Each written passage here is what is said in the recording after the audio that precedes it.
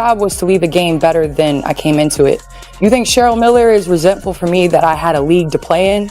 No, she's being the mentor that she is, and she's supporting and loving and sitting courtside cheering on Juju Watkins. And I'm doing the same for Caitlin Clark and all the women in the WNBA. Something feels off in the WNBA right now, and it's not what's happening on the court. Because while the league is getting more attention than ever, the person who's supposed to be steering the ship keeps sounding unsure. Like she's watching the moment happen instead of leading it. And that's exactly why what Candace Parker just said on national TV hit so hard. This wasn't one of those polite, safe takes where everyone nods and moves on.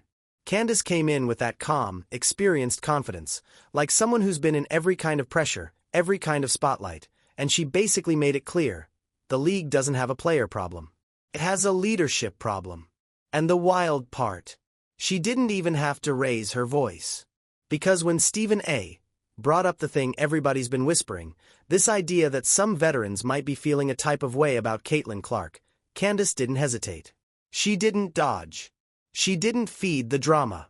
She flipped the whole conversation with one simple mindset. Her goal was never to protect her own legacy like it's some fragile trophy. Her goal was to leave the game better than she found it. And then she said something that made the whole resentment narrative start sounding kind of pathetic. She brought up Cheryl Miller. Candace basically asked, "Do you think Cheryl Miller resents me because I had a league to play in?" No. Cheryl mentored her, supported her, showed love, sat courtside cheering for the next wave. That's what real greatness does. And Candace said she's doing the exact same thing now, for Caitlin Clark and everybody else coming into the W. Not because she has to. Because that's what the league is supposed to be. That answer alone should have ended the debate. But it didn't. Because the real tension wasn't about players at all. It was about who's actually setting the tone for this league. As Candace kept talking, it became clear she was saying what the commissioner hadn't been able, or willing, to say. While the noise online kept pushing this idea of jealousy and division, Candace stayed locked in on something way bigger: appreciation. She pointed out something that doesn't get said enough. Long before Caitlin Clark sold out arenas and broke viewership records, there were women in this league putting in real work. Building the foundation. Carrying the W through years when nobody was paying attention. And the frustration some people feel? It's not about Caitlin. It's about feeling forgotten. That distinction matters. Candace wasn't defending the past at the expense of the future. She was saying both can exist at the same time. You can honor the players who built the league and celebrate the ones pushing it into the spotlight now. That's what real growth looks like. And sitting across from her, Stephen A. clearly felt it. Because he wasn't just asking a question anymore. He was watching someone bring clarity to a conversation that had been completely hijacked by bad faith takes and social media chaos. This wasn't about resentment. It was about leadership, and who actually understands what this moment demands. And this is where the contrast got uncomfortable.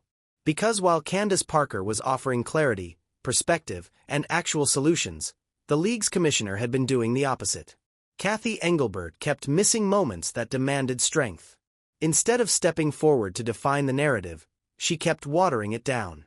When asked about Caitlin Clark's massive impact, Engelbert couldn't just acknowledge it. She had to immediately redirect. No league is about one player, she said, before adding the comment that made people pause. That Clark could get hurt. Or whatever. Think about that for a second. Your biggest star. The reason millions of new eyes are watching. And that's the message that comes out. It didn't sound protective.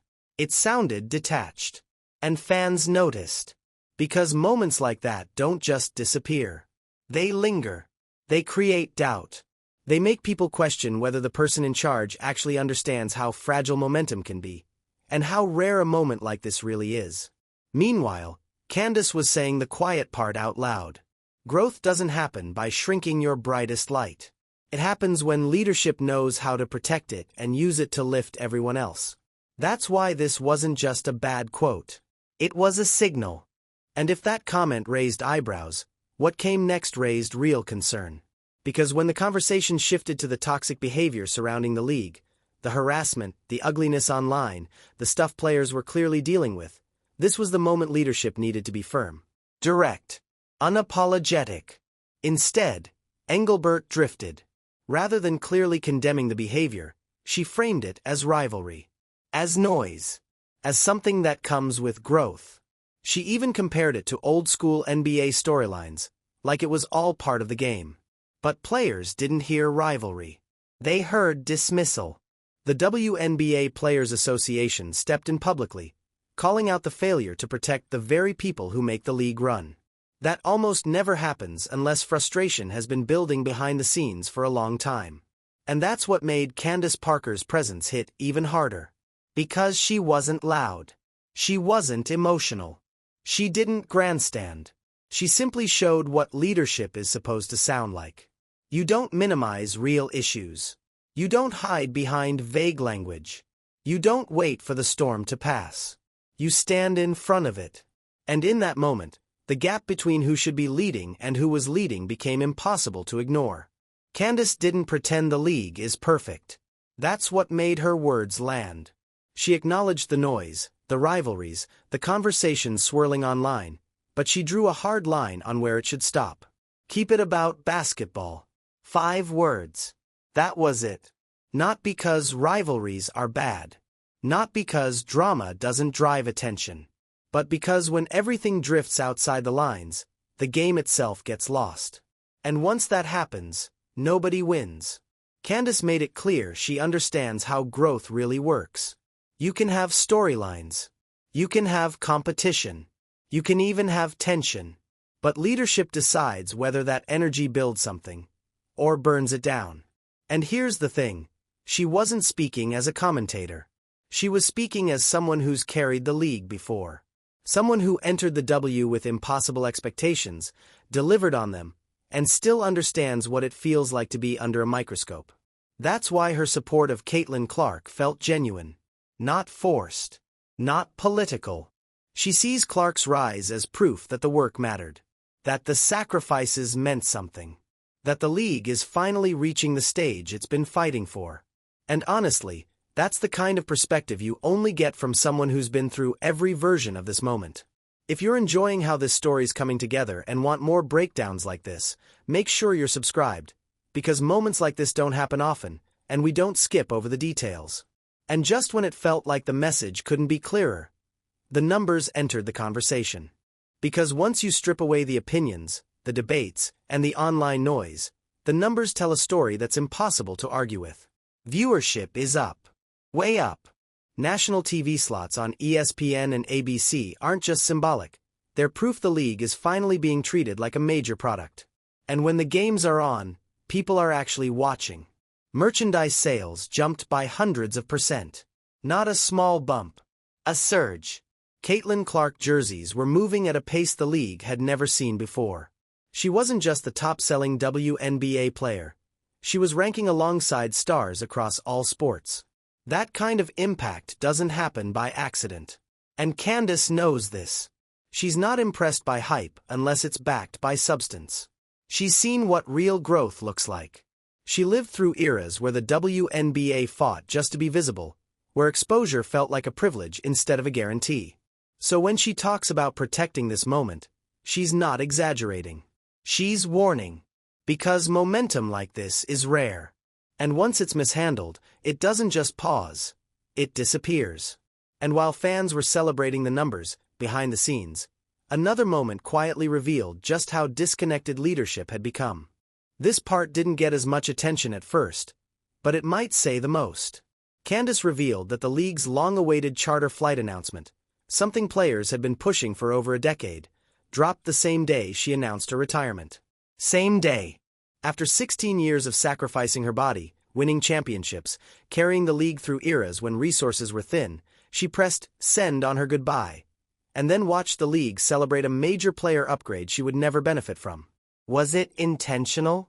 Maybe not. But leadership isn't just about intent. It's about awareness. Because timing like that sends a message, whether you mean it to or not. It tells players that appreciation comes late. That progress happens once you're gone. That the people who built the foundation don't always get to stand on it. Candace didn't explode. She didn't rant. She even said she was happy for the players still in the league. But you could hear the disappointment. And that's the difference. A leader understands why that moment mattered, why it stung, why it symbolized something bigger than flights. It wasn't about travel. It was about respect. Once Candace's comments started circulating, the reaction was immediate. Fans didn't argue. They didn't split into camps. They overwhelmingly agreed. Social media filled up with the same sentiment over and over. This is what leadership looks like. Calm, honest, grounded in experience, focused on the game instead of the noise. And then the questions started popping up everywhere. Why isn't she leading the league?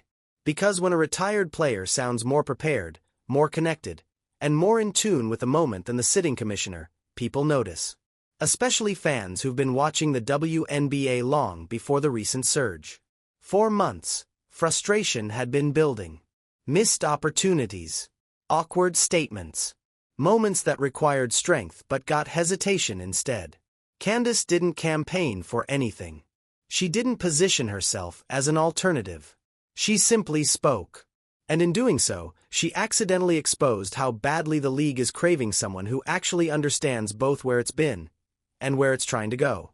And that's what makes this moment bigger than one interview.